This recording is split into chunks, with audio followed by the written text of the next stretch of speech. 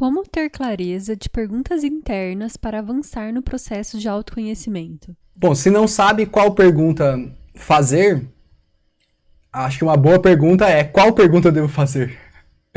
Eu sempre peço para minha egrégora, por exemplo, para trazer o meu inconsciente. Né? Se eu tenho alguma coisa que eu quero observar, que eu não estou conseguindo lidar, específico, então eu tenho clareza sobre o que eu quero perguntar, então eu faço uma pergunta específica. Né? Eu quero entender tal processo, eu quero entender tal sentimento, da onde vem a origem, por que que eu sinto tal coisa. Então, quando a gente tem na mente já essa clareza, a gente pode direcionar as perguntas, né, específicas.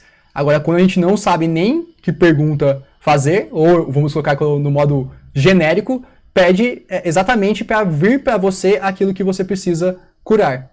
Né? Que aí o que acontece? Quando a gente pede isso, começa a vir os processos. Então começa a vir pensamentos negativos, sentimentos negativos.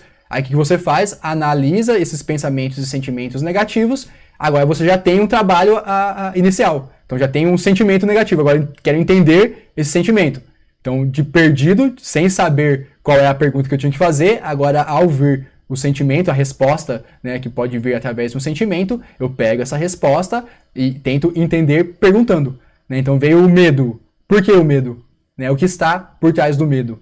E aí, por isso que eu preciso de tempo, porque é um exercício e traz um desgaste de energia que, por mais que com o seu corpo físico você esteja completamente parado, né, você muitas vezes no silêncio, na imobilidade, mas gasta um grande volume de energia para você ir pesquisando, para ir nas raízes. Então você tem que ir perguntando o que está por trás, né, de cada sentimento. Quanto mais você estiver sentindo no estado de observação, melhor é, porque uma coisa é você projetar o medo mentalmente. Outra coisa é você estar sob o efeito do medo, né, e aí é essa hora que a meditação entra em cena, que ela, enquanto observador, não tem como você negar o sentimento. Então, se o medo está passando pelo seu sistema, não tem como você negar o medo passar pelo seu sistema. Negar é não observar também. É uma forma de identificação. Então, se você está observando, você vai sentir o medo, ele vai passar por você, e você, como observador, vai conseguir estudar ele, né, entender o sentimento do medo, ao estar nesse lugar de não identificação. Porque se você entrar no medo e ir junto com ele, não tem nada de observação ali, só desconforto. Agora, quando você consegue manter a observação, você vai entendendo, né, da onde os gatilhos que vem o medo, quais são as crenças que você tem que dá medo, né, que gera um cenário, uma situação que dispara o medo. E aí você vai pegando cada um desses cenários e vai fazendo a pergunta, né, entendendo o porquê disso aqui. Mas para isso, por isso que precisa de tempo, porque tem hora que não é instantâneo. Muitas vezes você vai fazendo uma pergunta e mentalmente você vai respondendo ali, já vai vindo a clareza. Tem hora que você precisa de um tempo de qualidade, né? E tempo de qualidade é que você esteja com energia, que isso foi para mim a maior diferença de quando eu mudei, né? Saí da vida da Matrix e comecei a ter tempo para mim, que eu observei a mudança de qualidade em termos de eu ter energia para poder me autoconhecer.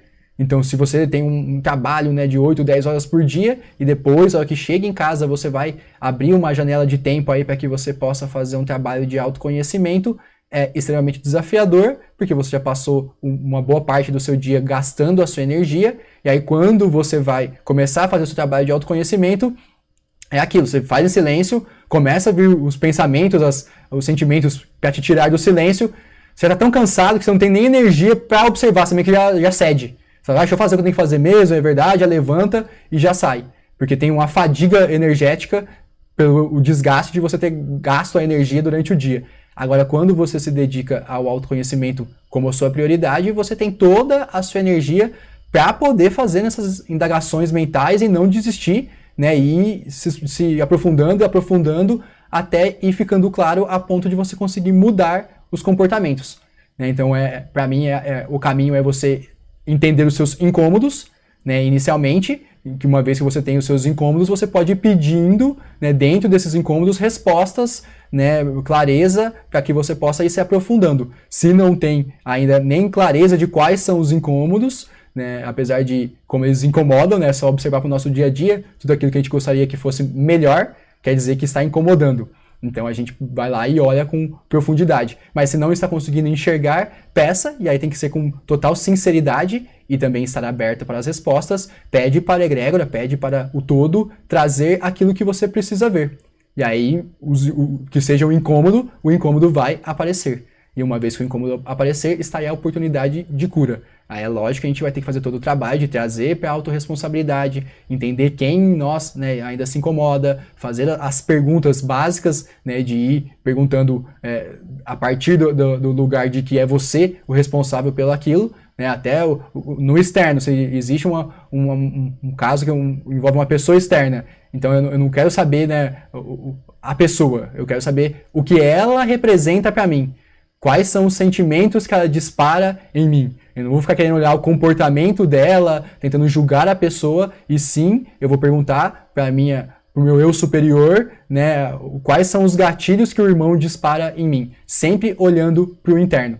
Que aí, naturalmente, quando você olha para o interno, você começa a fazer perguntas. Isso é olhar para o interno, faz parte do processo. Você começa a se indagar, e dessas indagações, se trazidas para a meditação, né, e com a honestidade e a presença suficiente, né, a dedicação suficiente, com certeza as respostas começam a vir, nem que seja em forma de perguntas. Eu tenho isso com a minha egrégora, que eu faço perguntas e eles me respondem com uma outra pergunta. Na verdade, são tipo charadas, que eu já sei que vai lá e vem. Aí aí com a pergunta, eu começo a pensar na minha resposta, a resposta que eu dou é a resposta do que eu perguntei.